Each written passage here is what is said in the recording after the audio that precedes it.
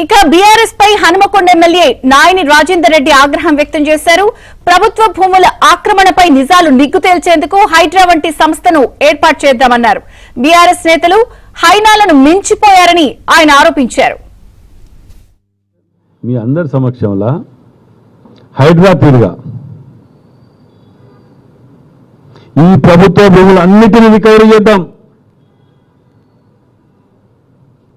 All parties, CPI, CPM, ప్రజా సంఘాల నుంచి కూడా, అవసరమైతే విద్యార్థి సంఘాల నుంచి కూడా ఓ 10 మందిని పెడదాం.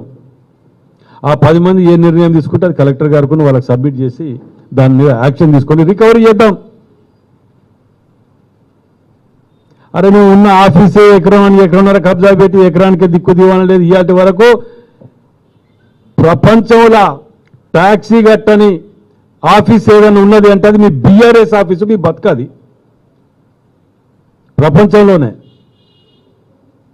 ట్యాక్సీ కట్టకుంటే ఇక్కడ ఎవరికైనా ఇల్లు ఆఫీస్ ఉన్నదా ఇక్కడ? ఇప్పుడు ఉన్నదంటే ఇలా ప్రపంచంలో లేదు. ఓ వింత జంతువులు వీళ్ళు. హైనాలు ఉంటాయి చూసినారు, వాటికంటే మోస్ట్ డేంజరస్.